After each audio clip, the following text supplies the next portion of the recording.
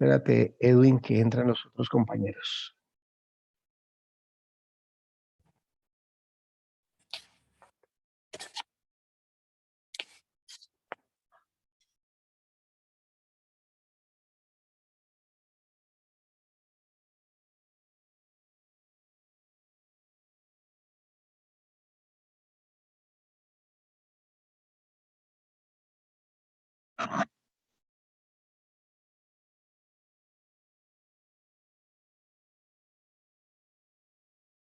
Muy bien, Marcela.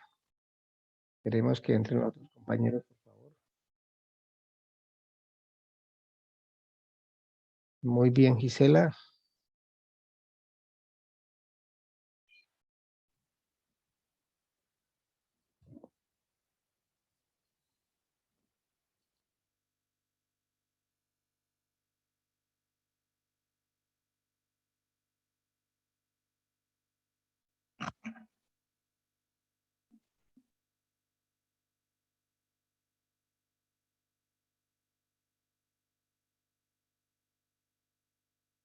Marcela tiene voz, Gisela tiene voz. Sí, sí, señor. Sí, señor. Bueno, vamos a ver si Juan David entrara también. No lo he visto por aquí hoy. Juan David.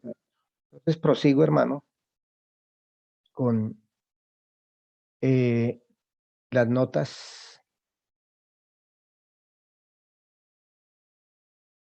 Entonces, ¿qué está haciendo Dios en los días de Moisés con relación a este oficio ministerial llamado profetas?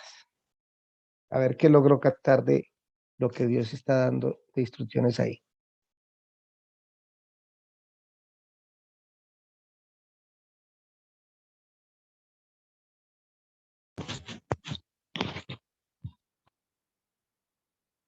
Bueno, pues el versículo empieza diciendo de que Dios va a levantar profetas, ¿no?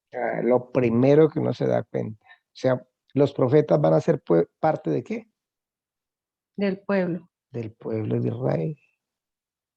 No fueron seres advenedizos que un día bajaron del cielo, ¿no? Ya en la ley de Moisés, Dios les instituye el oficio ¿qué?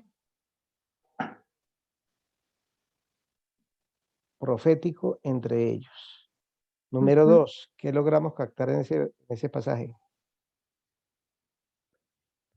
Que Él pondrá palabras en su boca. Que Él pondrá sus palabras en la boca como las puso con ¿quién?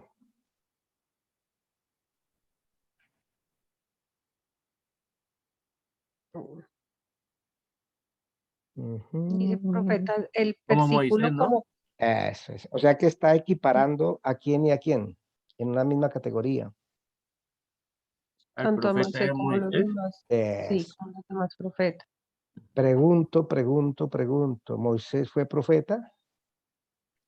Sí. Claro. ¿Por qué? Yo creo, pues no sé, yo me atrevería a decir que fue como el primer profeta, ¿no? ¿Y por qué fue el primer profeta? ¿Y por qué es profeta?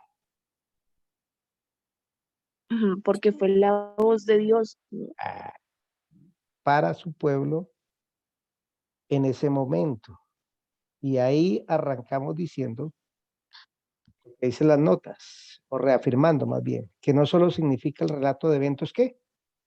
Futuros. Sino que es un hombre o una mujer que habla para el momento, para lo que el pueblo está viviendo. ¿Listo? Yeah.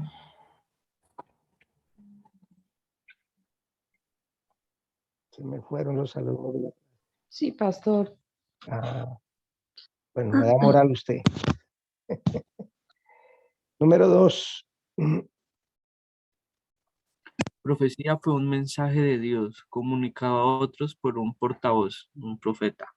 Entonces, ¿qué es una profecía? Pues un mensaje de Dios, no necesariamente, y lo quiero recalcar, hacia el futuro, sino para lo que está viviendo el pueblo ahí. ¿Qué dice segunda de Pedro 1:19 y primera de Pedro 1:10?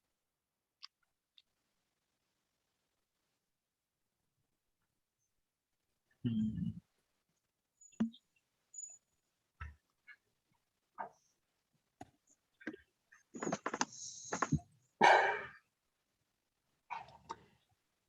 Primera de Pedro 1:19.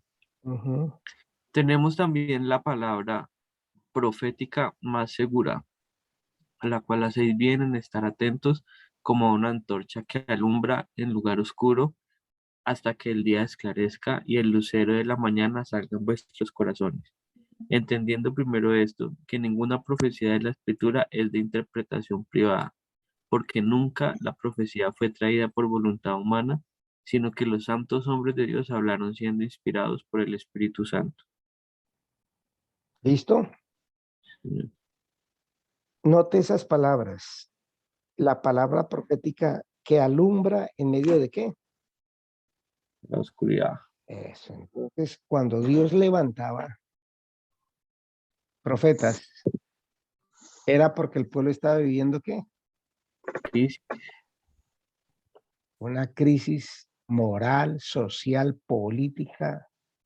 Es decir, había unas densas tinieblas alrededor de él y ese es un principio importante. Hay profeta cuando el pueblo está mal.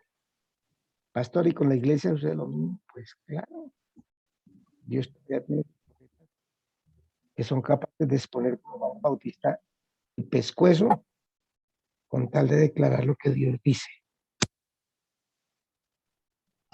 Primera de Pedro 1:10, ¿quién la tiene?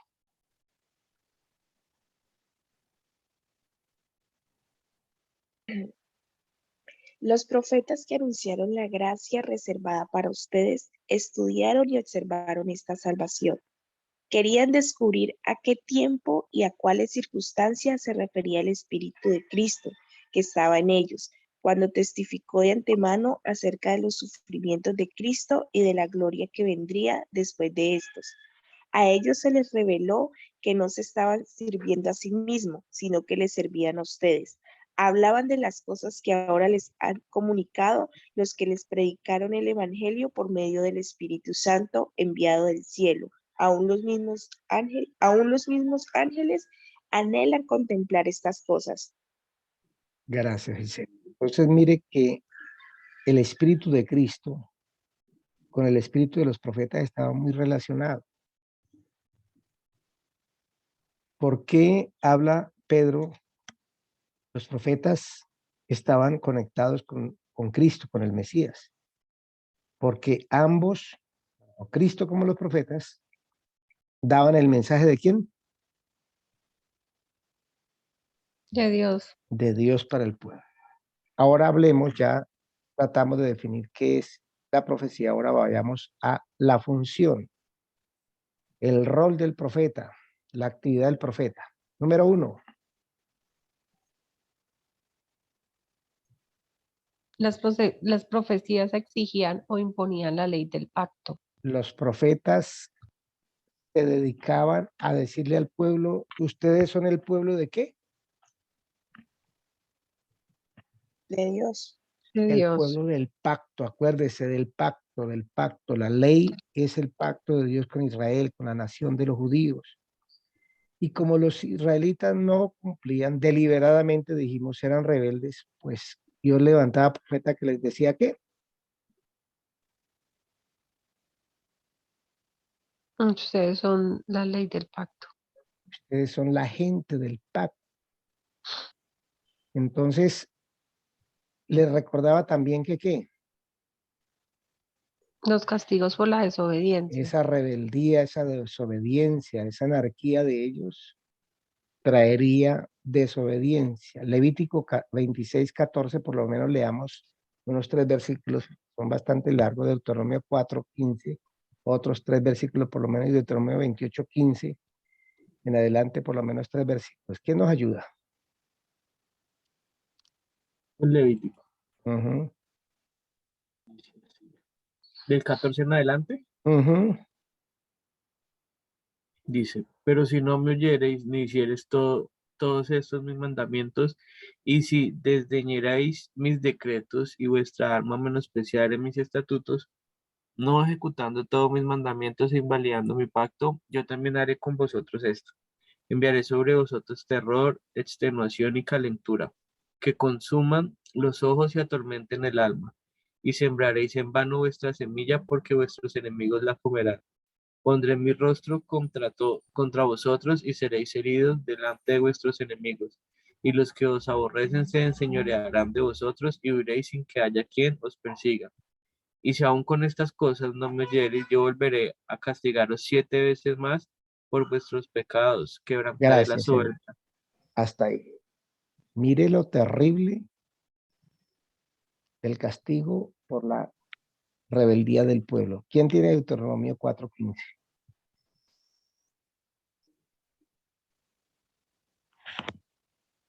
Por lo menos lea 2 o 3 versículos. Dice ese pasaje. Tengo Deuteronomio 28:15, pastor, lo leo. Bueno, léalo pues. Pero contestas, si no oyeres la voz de Jehová tu Dios para procurar cumplir todos sus mandamientos y sus estatutos que yo te intimo hoy, que vendrá sobre ti todas estas maldiciones y te alcanzarán. Siga, léase otro. Maldito serás tú en la ciudad y maldito en el campo. Maldita tu canasta y tu arteza y de amasar. Maldito el fruto de tu vientre, el fruto de tu tierra, la cría de tus vacas y los rebaños de tus ovejas. Maldito serás en tu entrar y maldito en tu salir. Gracias. Deuteronomio 4, ¿lo tiene Gisela?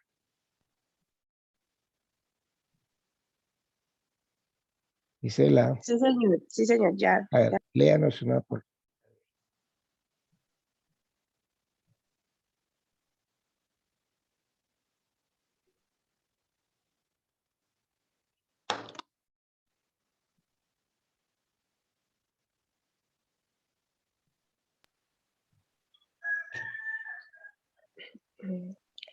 El día que el Señor les habló en Horeb, en medio del fuego, ustedes no vieron ninguna figura. Por lo tanto, tengan mucho cuidado de no corromperse haciendo ídolos o figuras que tengan alguna forma o imagen de hombre o de mujer, o imágenes de animales terrestres o de aves que vuelan por el aire, o imágenes de animales que se arrastran por la tierra o peces que viven en las aguas debajo de la tierra. De lo contrario, cuando levanten los ojos y vean todo el ejército del cielo, es decir, el sol, la luna y las estrellas, pueden sentirse tentados a postrarse ante ellos y adorarlos. Esos astros los ha designado el Señor, el Dios de ustedes, como dioses de todas las naciones que están debajo del cielo. Pero a ustedes el Señor los tomó y los sacó de Egipto, de horno donde se funde el hierro, para que fueran el pueblo de propiedad como lo son ahora. Sin embargo, por culpa de ustedes, el Señor se enojó conmigo y juró que yo no cruzaría el Jordán, ni Bueno, entraría en la buena tierra que el Señor su Dios les da en posesión. y ahí sigue hablando de las terribles consecuencias de qué. Mire que los 3 pasajes hablan de esas terribles consecuencias de qué. La desobediencia. De la desobediencia, de la anarquía, de la rebeldía del pueblo. Entonces, sencillito, facilísimo el trabajo del profeta, ¿cierto? Hermanos, Dios los quiere a ustedes son tan lindos para el Señor, ustedes son el pueblo de su gracia, de su prado. ¿Ese era el trabajo del profeta? No, Señor. Entonces, ¿cómo recibían estos israelitas a los profetas? Con gran gozo, ¿cierto? Yo creo que lo querían harto. Ajá. Por eso les fue tan mal a los pobres profetas. Algunos los mataron, a otros los pasaron a espada, a otros les arrancaron las uñas con alicates. Porque su trabajo, ¿cuál era entonces? Denunciar el pecado que estaba viviendo el pueblo, sacarlo a la Mm, luz. le ama a una persona a la cual usted le llama la atención, a la cual usted la intima a que deje los caminos torcidos y se vuelva a la iglesia y se consagre a Cristo. Le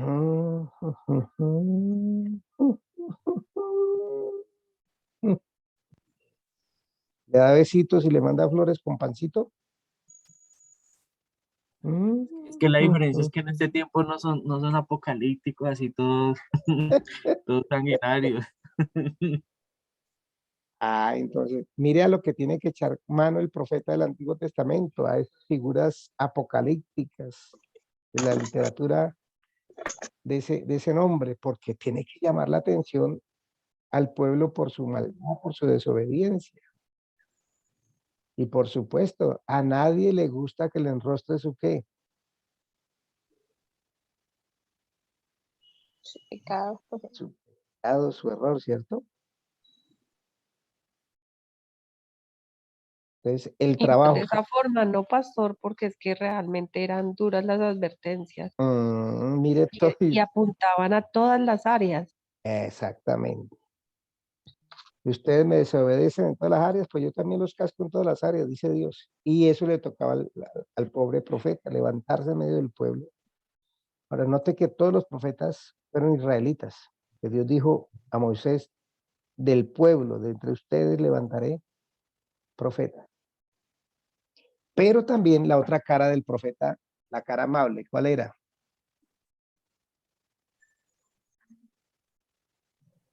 La bendición Eso por la es. obediencia. Si ustedes obedecen a Dios, mire, yo les traeré a Superman, al hombre araña, y los van a proteger, y Sansón y todos los demás, y su tierra va a ser una tierra como el Valle del Magdalena o el Valle del Cauca, que va a producir todo lo que le siembren. Pero generalmente la bendición viene como consecuencia de la ¿qué? De la obediencia. De la obediencia. Entonces, número 2, ¿cuál es la función del profeta y de la profecía? La función de la profecía se ve en que Dios anunciaba la imposición de su ley mediante ella para dar a conocer de antemano la bendición o el castigo venidero. Ahí se resume el trabajo del profeta. Y número 3, Por lo tanto, cuando esté estudiando los profetas, fíjese en el siguiente modelo: número 1, la identificación del pecado de Israel o del amor de Dios para él, y número 2, la proclamación de un castigo o una bendición. mire el trabajo suyo y mío como intérpretes, como hermeneutas. ¿Cuál era el pecado que Israel está viviendo en ese momento para que Jeremías, para que Isaías, para que Miqueas o Malaquías se levante?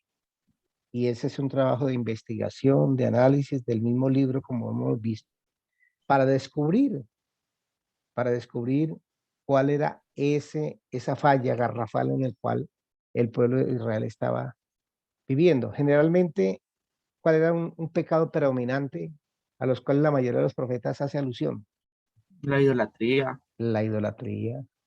De La, hecho, pastor, uno cuando uno empieza, digamos, como a estudiar un poco como a los profetas, se da cuenta que, digamos, la profecía pues estaba compuesta como de tres cosas, ¿no? El profeta pues iba y les decía, bueno, este es su pecado, luego Ujú, venía el juicio de parte de Dios, pero generalmente Dios siempre les decía, pero si ustedes vuelven su corazón, si ustedes se apartan, siempre estaba como la oportunidad de que, o sea, Dios como que en su misericordia y en su amor como que venga, vuelvan y los voy a librar de este castigo y traeré todo eso. Entonces como que Dios siempre le está dando como ese tercer chance al pueblo para que se arrepintiese y volviese. exactamente, lo ha resumido usted claramente. Entonces, pilas. Cuando esté estudiando los profetas, fíjese en ese modelo y fíjese que siempre el profeta proclama un castigo o una bendición, como lo dijo ya nuestro alumno Edwin Alvarado. Recuerde que el mensaje de los profetas, ¿de quién era? De Dios. Exclusivamente, no era que se inventaron. Por allá un profeta lo llamaron al orden y le dijeron, ¿usted por qué habla esto? Profeta, váyase a otro pueblo y gánese el pan. Y él dijo, no, es que yo no soy profeta de ese estilo, yo soy un boyero, es decir, uno que va detrás de los bueyes, maneja una, bueno, un conjunto de bueyes, la recua. Yo me gano la vida trabajando, pero Dios me llamó del campo y le dijo, venga a anunciar aquí la palabra mía. Entonces, el mensaje no era de ellos, sino que Dios los colocaba en su corazón, en su mente, y ellos tenían que pararse en las plazas, en el palacio del rey, por los caminos, y anunciar ese mensaje de Dios. Mire, ¿cómo se distinguía al profeta? Número 1, Dios es el que levantó los profetas y no hablaron por su propia cuenta. Isaías, Ezequiel. número 2, Existe una frase clave en la proclamación de los profetas. ¿cuál es esa Jehová, frase? dice Jehová. Número 3, Ellos eran portavoces o embajadores de Dios, quienes relataban la voluntad de Dios a los demás. No eran necesariamente religiosos ni políticos, sino los que Dios eligió para cumplir su tarea. note que en el abolengo de los profetas, repito, había gente que manejaba bueyes, gente, hubo un sacerdote, creo, 1 o 2, que fueron Ezequiel y Jeremías. Hubo gente como Daniel, que era uno de la realeza. Hubo gente como Oseas, que era un sencillo israelita, que Dios lo levanta para profetizar. Entonces, no necesariamente tenían que ser de la casta política ni de la casta religiosa, sino que Dios en su soberana voluntad los llamó. ¿A qué fueron enviados?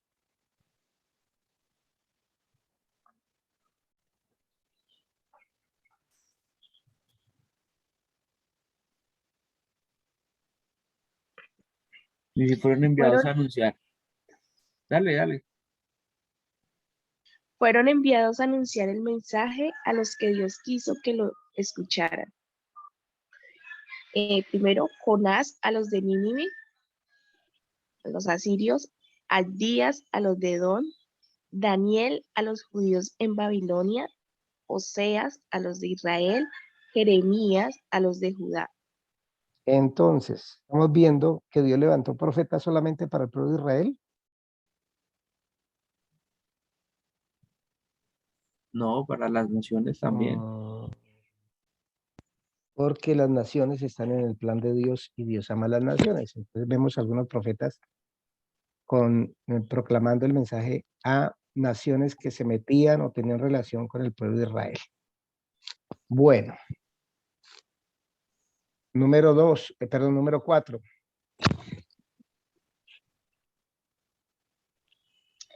El mensaje de los profetas no era original. Cuando uno lee las palabras de los profetas, generalmente no está leyendo algo nuevo, sino la aplicación de lo mandado anteriormente. Muchas veces el mismo mensaje fue dado por Moisés años antes. Pilas con eso cuando usted esté aplicando la hermenéutica a la profecía. Ellos no son novedosos, no están diciendo, bueno, este mensaje lo recibí de Dios y ustedes nunca lo han escuchado. A las 3 de la mañana viejo en el ángel Gabriel y me... No. Sencillamente ya Moisés había hablado de todo eso.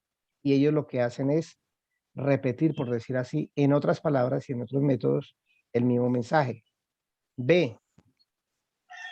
Su mensaje a los israelitas no era distinto, pero quizás más específico de lo que ya se encontraba en el pacto de la ley. Por ejemplo, número 1, en cuanto a los mandamientos, Oseas 4:2. ¿Qué dice Oseas En, 4:2, por favor, para que entendamos eso?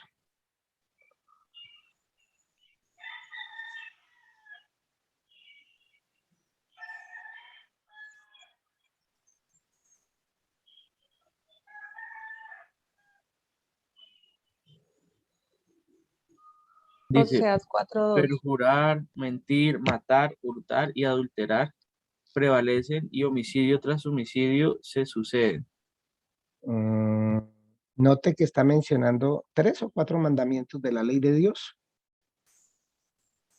¿Sí o no? Sí, Oseas señor. 4:2.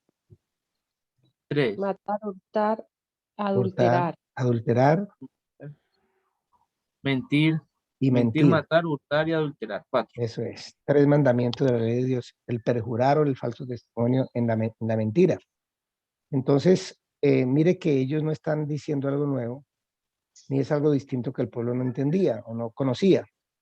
Pero entonces lo que ellos le dan es un énfasis especial.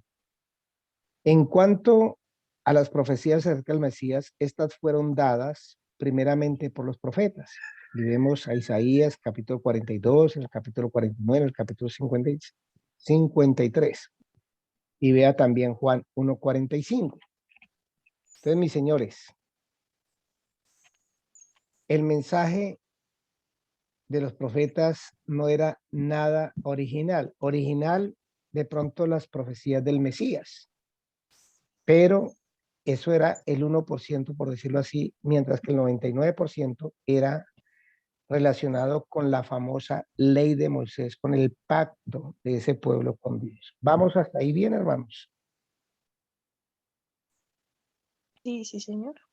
¿Está claro? ¿Hay alguna duda que quedó ahí que no le entendí, profesor? Que esto me dejó más confundido que el día que me golpeé la cabeza con un palo.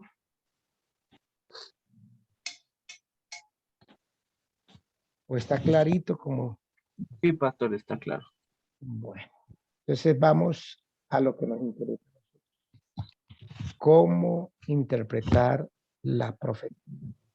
Así es que prepare la mente, porque aquí es donde entra nuestra materia, pero todo lo anterior para poder comprender cómo aplicarle la hermenéutica a la profecía.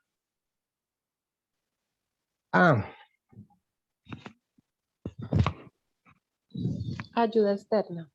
Necesitamos una ayuda que venga de los planetas, de Júpiter o Mercurio. 1. Estos libros requieren mucho tiempo de estudio. Pocas veces uno los va a entender correctamente la primera vez que los lee, mayormente por no entender bien las situaciones en las cuales fueron escritas. Y escuche esto. ¿Alguna vez ha intentado leer un libro que usted no le encuentra pie ni cabeza y que entra hablando de unas cosas que uno dice, pero ¿de qué? ¿Y qué hace usted con ese libro? Muchas veces lo desechamos, lo dejamos aparte. Lo ponemos por la mesita de noche, para el escaparate, porque decimos, mi canción. Pues hacemos lo mismo con los profetas. Más bien nos dedicamos a leer los salmos, porque eso sí me toca en el corazón. Pero el problema, ¿cuál es? No es que el mensaje sea malo o que no sea entendible. Lo que pasa es que nos toca estudiar y mucho para entender esas situaciones. Escuchen bien, esas situaciones. Es decir, el contexto que Histórico. Histórico. volvemos con eso que ya lo he repetido, que usted ya tiene dolor de cabeza. El famoso contexto histórico. 2. Las siguientes herramientas serán útiles: diccionarios bíblicos, compendios manuales, concordancias. Estos ayudarán a encontrar las divisiones de las profecías individuales que se encuentran en cada libro, algunos bosquejos, introducciones, contextos históricos y culturales, etc. Entonces, mis señores, aquí para entender mejor las profecías, antes de que usted arranque a enseñar que el profeta dijo, yo sé los planes que tengo acerca de ustedes, planes de bienestar y de paz. Hermano, esto es, venga, eche una pasadita por los libros como los diccionarios bíblicos. Hoy es fácil tener literatura cristiana de ayuda, de estudio, como por ejemplo estos, porque están en PDFs en la red. Entonces usted puede hacer una biblioteca de diccionarios. Mire que Acebur, que es la que yo les recomiendo a todos los estudiantes que baje y la coloquen en su computador, en su celular, tiene diccionario. El diccionario de palabras griegas de Bing está en Acebur. Acebur se escribe S-W-O-O-R-I-D, creo. La espada en inglés, espada en español. Compendios manuales, concordancias. Pero pastor, es que a mí me gusta más Buenos Días, Espíritu Santo. Pues son libros de testimonio, de ánimo, pero que no son libros de estudio. ¿Cuál es la diferencia entre Buenos Días, Espíritu Santo y el diccionario bíblico? Que Buenos Días, Espíritu Santo, usted se lo lee ¿cuántas veces? ¿99 veces o 7 veces? ¿Cuántas veces se lee el libro Buenos Días, Espíritu Santo? De Benny Hinn. O en honor al Espíritu Santo, el guatemalteco Charlie Sa. ¿Cuántas veces se lee ese libro?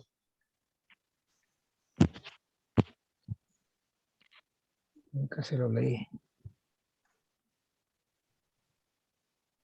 No, pues un libro que uno, con el que uno se identifique y se relacione, pues lo va a apreciar más. Sí, pero ¿cuántas veces lo lee? El progreso del peregrino, Solamente. una sola vez. En cambio, estos libros, ¿cuántas veces los va a tener que leer? Varias veces y sobre todo, no solamente todo el libro, sino los pasajes, porque uno a veces empieza a leer y como que no entiende, entonces tiene que volver a leer y subrayar mucho, o sea, realmente estudiarlo, por Entonces, fechas, por todo. eso, arme su biblioteca digital con esta clase de libros. Entonces, ahí vamos a encontrar mucha ayuda para mirar las profecías individuales o colectivas que están en cada libro. Volvemos otra vez con esto. Número B, letra B, perdón. El contexto histórico. Como ya hemos hablado, el contexto histórico de cada libro es de suma importancia. Contexto histórico general. Los libros de profecía fueron escritos entre los años 850 y 400 a.C., desde el tiempo del reino dividido hasta la última profecía cuando ya había regresado del exilio en Babilonia. Acuérdese, estos 17 profetas fueron levantados por 450 años cuando Israel estaba en la tierra prometida, luego fueron sacados de ahí y regresan nuevamente. ¿Qué caracterizaron esos años hablando del contexto histórico? Problemas políticos, económicos y sociales, problemas religiosos y negligencia de cumplir con la ley de Moisés, cambios geográficos de la población y de la nación. Entonces, esos tres aspectos, téngalos presentes cuando se trata de interpretar, de ponerle hermenéutica a los profetas. Hay problemas políticos. ¿Cuál era el problema político más común en Israel en el tiempo del 850 al 400? ¿O no tenían problemas políticos?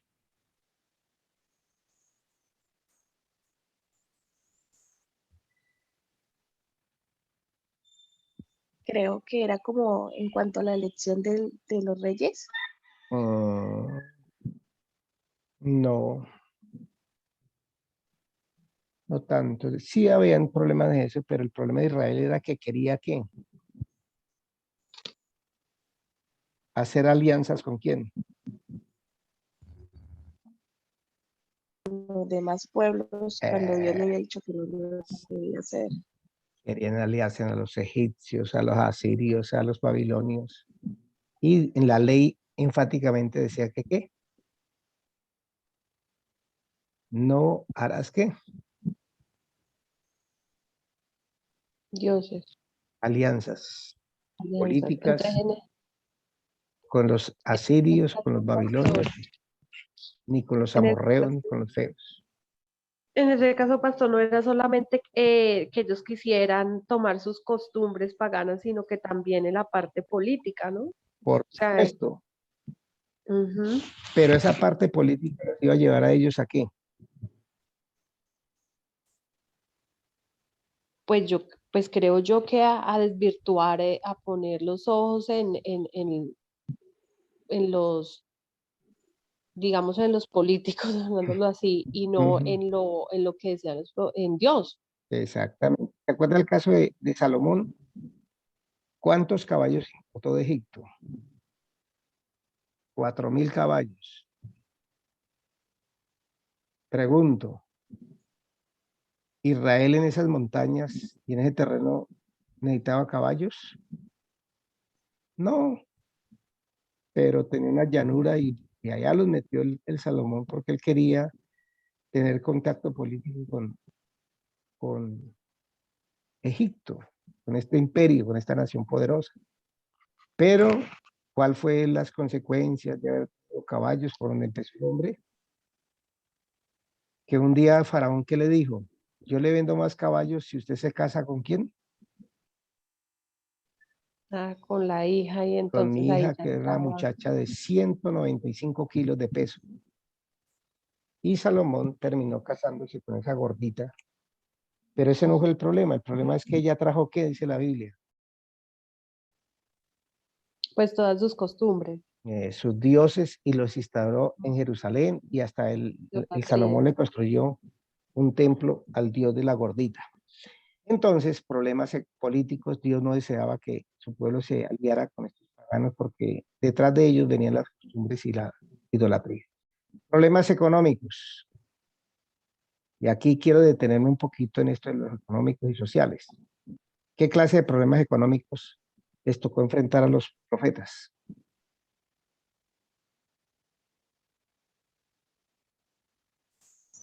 Que ellos eran justos en el pago del jornal, que ellos no se dejaron llevar por la avaricia, sino que querían que todos prosperaran, todos avanzaran. Ellos jamás empeñaban la ropa, o más bien cuando la gente le hacía préstamo no le quitaban la ropa. Ellos cobraban justos intereses por los préstamos. La tierra no se la quitaban a los demás, ¿cierto? Qué pueblo tan hermoso era ese. Era el pueblo de Dios, el pueblo de Israel. Me pongo a llorar al verlos obrar así. ¿Así obraban económicamente?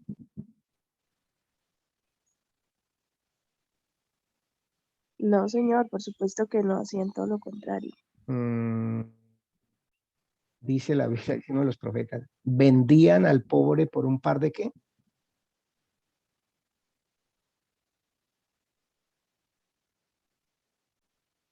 ¿No ha leído ese profeta?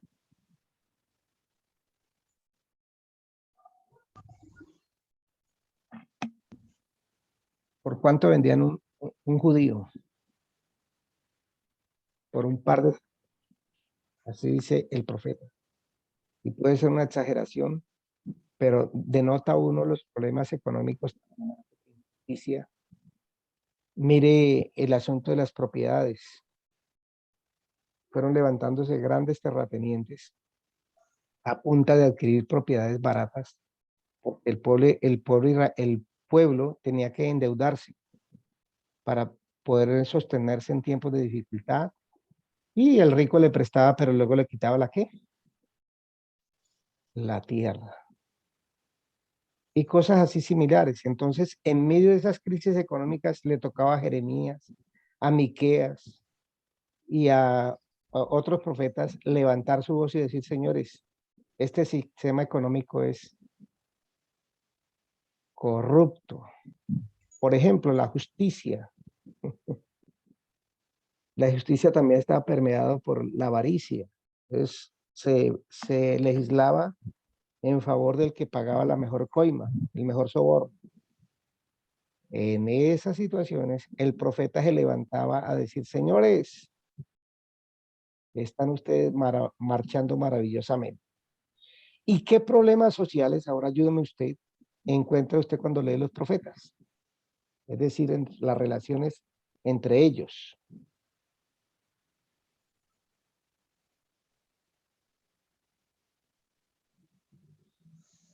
Ya mis alumnos están durmiendo y yo no. Envidia, Pobreza Pobreza, pobreza, sí, que es, carecían de necesidades. carecían de necesidades, no, carecían de recursos, más bien. Eso. Sí, ¿Ve? Ya carecían de tienen recursos. sueñito. No era para ver si estaban despiertos. Me corregía. Muy bien, muy bien. Pues salís por gente. ¿Qué problemas sociales ve usted cuando lee los profetas? La injusticia, Ujú. ¿Qué más? A nivel familiar,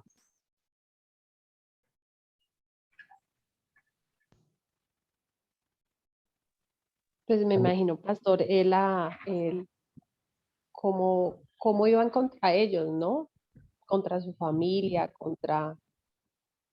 ¿te acuerdas de un contra profeta que dice, Dios aborrece el divorcio? No me acuerdo qué, pero es un profeta que levanta una voz. Eso indica que ¿qué? El pueblo estaba, ¿qué? Familiarmente hablando.